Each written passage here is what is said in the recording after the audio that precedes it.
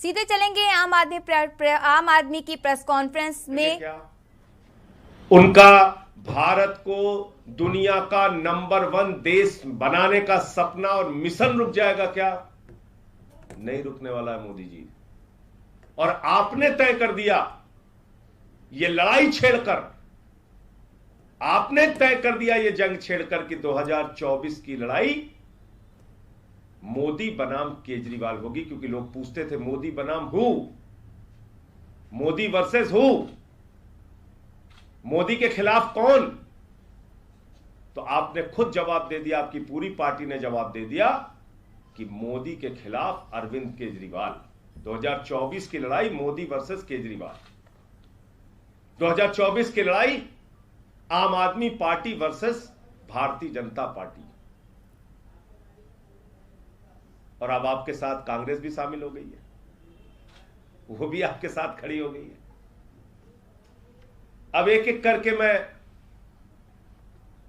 हमारे देश के मंत्री अनुराग ठाकुर जी ने एक प्रेस कॉन्फ्रेंस की, उसमें उन्होंने कहा कि दिल्ली में वो सरकार जो बुजुर्गों को तीर्थ यात्रा कराती है, जो माताओं बहनों को बस की फ्री यात्रा कराती है, जो निःशुल्क बिजली, निःशुल्क पानी, निःशुल्क शिक्षा, निःशुल्क स्वास्थ्य देती है, जो बुजुर्गों को, विधवाओं को, दिव्यांगों को 2 गुना 3 गुना पेंशन देती है, वो बेवड़ी सरकार है। ध्यान से सुनिएगा, शराब बेचकर किस राज्य में कितना राजस्व आता है, कितने धन की प्राप्ति होती है, उसका मैं आंकड़ा पढ़ रहा हूं। और आप अंदाजा लगाइए कि बेवड़ी सरकार कौन है। पहली बेवड़ी सरकार योगी आदित्यनाथ की सरकार, उत्तर प्रदेश की सरकार। कितना राजस्व आता है शराब बेचकर? 21.8%। दूसरी बेवड़ी सरकार कर्नाटक की सरकार। कितना राजस्व आता है भारतीय जनता पार्टी की सरकार को वहां पर? 20.6%। तीसरी बेवड़ी सरकार मध्य प्रदेश की शिवराज सिंह की सरकार। कितना राजस्व आता है मध्य प्रदेश में? 19.9% शराब बेच के बेवड़ों की पूरी फौज खड़ी करते हो और दिल्ली की सरकार को बदनाम करते हो। सारे भाजपा शासित राज्यों में दारू पिला पिला के 22%, 20%, 19% रेवेन्यू इकट्ठा कर रहे हो और बता रहे हो कि ये बेवड़ी है। खोज की जाए क्या कितने बेवड़े घूमते हैं भाजपा में, कौन कितने बजे दारू पीना शुरू करता है और कब खत्म करता है। चर्चा करोगे इसके ऊपर? बताइए आप, योगी आदित्यनाथ जी की सरकार 22% राजस्व शराब बेच के कैसे पैदा करती है? बताइए मध्य प्रदेश की सरकार 20%, 21% रेवेन्यू कैसे पैदा करती है? कर्नाटक की सरकार कैसे पैदा करती है 21% रेवेन्यू? और भी तमाम राज्यों के दिए हुए हैं। तेलंगाना में है 15%, आंध्र प्रदेश में है 11%, राजस्थान में है 14%, तमिलनाडु में है 5.8%। हरियाणा भारतीय जनता पार्टी की खट्टर की सरकार। कितना रेवेन्यू आता है यहां पे? कितना रेवेन्यू आता है? 13.7%, 14%। ये हरियाणा की खट्टर की बेवड़ी सरकार। आप टीवी पे बैठ के, चैनल पे बैठ के प्रेस कॉन्फ्रेंस करके कुछ भी बोले जा रहे हैं। 144 करोड़ माफ किया तो मनीष सिसोदिया को कितना मिला और इनको कितना मिला। अरे कुछ अता पता है? ये साउथ एमसीडी का अकेले में पढ़ रहा हूं और पूरे एमसीडी का मिला के लोगे तो कोरोना के समय में करीब करीब टोल का 85 करोड़ रुपए माफ किया एमसीडी ने। 85 करोड़ रुपए। एक भी ईडी, एक भी सीबीआई गई एमसीडी के पास?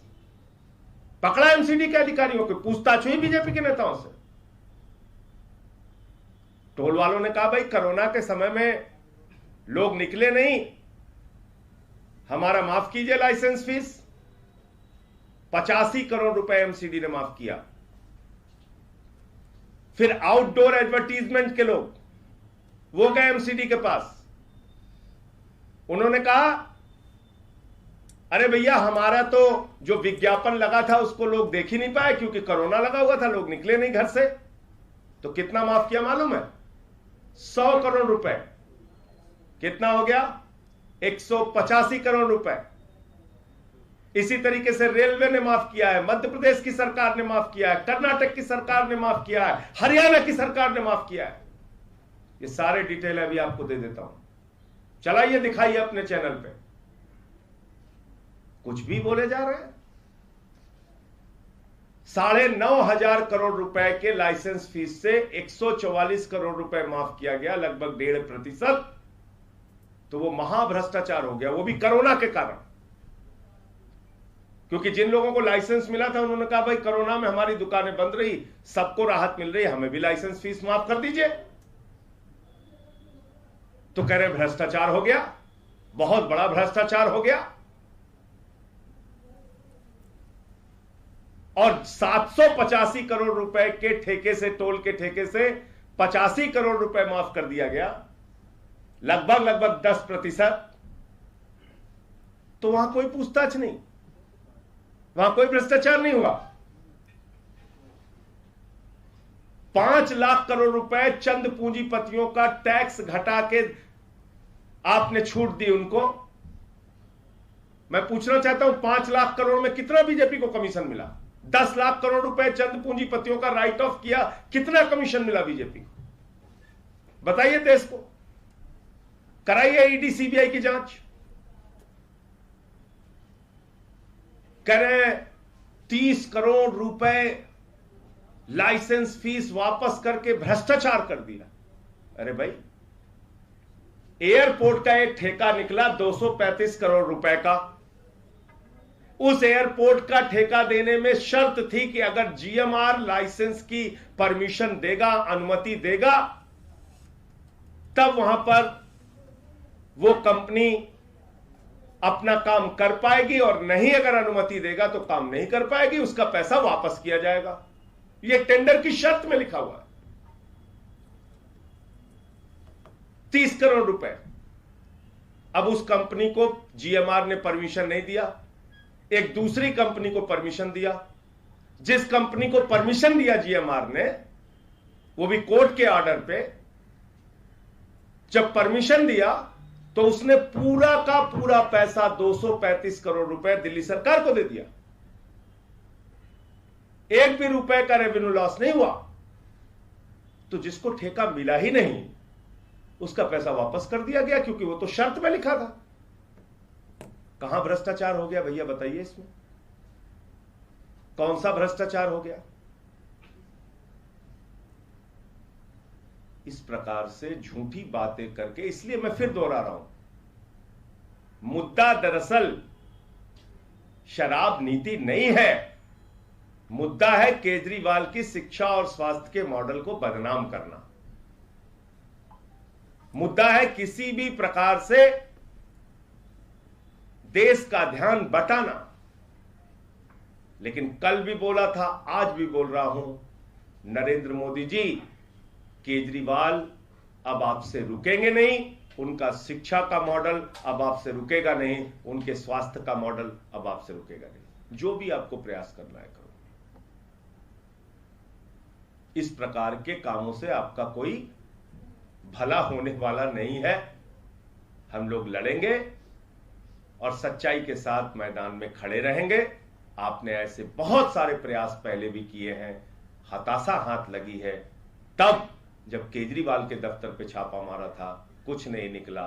तब जब मनीष सिसोदिया के घर पे सीबीआई का छापा मारा था, कुछ नहीं निकला। तब जब 400 फाइलों की सुंगलू कमेटी से जांच कराई थी, कुछ नहीं निकला।